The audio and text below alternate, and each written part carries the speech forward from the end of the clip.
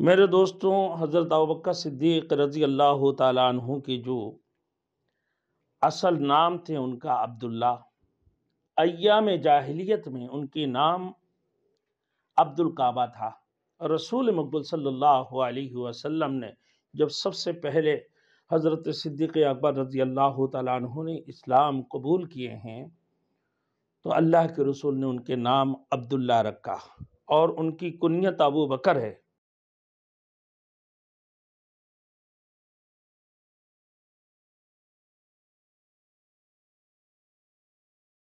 Thanks for watching. Don't forget to like, comment, share and subscribe to Maulana Habibullah Ruhani Official.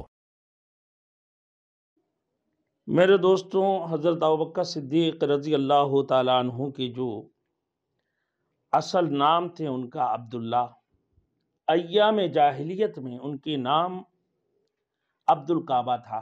رسول مقبول صلی اللہ علیہ وسلم نے جب سب سے پہلے حضرت صدیق اکبر رضی اللہ تعالیٰ عنہ نے اسلام قبول کیے ہیں تو اللہ کے رسول نے ان کے نام عبداللہ رکھا اور ان کی کنیت ابو بکر ہے۔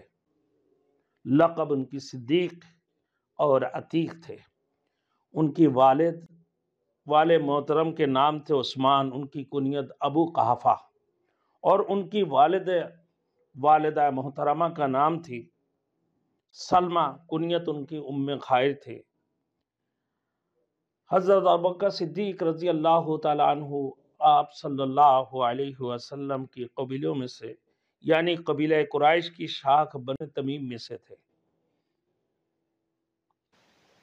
تو فرمایا مغرب اور عشاء کے درمیان حضرت ابوبکر صدیق رضی اللہ تعالیٰ عنہ کی وفات ہوتی ہیں، اور وفات ہوتی وہ آخری سکرات الموت کی وقت یعنی موت کی سکرات میں، اور رب توفنی مسلم والحقنی بالصالحین کہنے لگی ہے، اے رب تو مجھ کو مسلمان اٹھا اور صالحین کی صد میرے حشر نشر فرما، وجاء سکرۃ الموت بالحق ذالک ما کنت منہ تحید۔ اور موت کی سکرات، موت کی چکنی حق کی ساتھ آ گئی ہے، یہ وہی ہے جس سے تو کتراتا ہے۔ آخر وہ گھڑی بھی آ گئی جو مقرر تھی، ایک ہچکی آئی اور خلافت امامت کے آفتاب عالمتاب دنیا سے روپوش ہو گیا۔ میرے دوستوں، یہ صدیق اکبر کی فرمائش تھی، یہ صدیق اکبر کی دعا تھی، اور یہ دعا پڑھتے رہے۔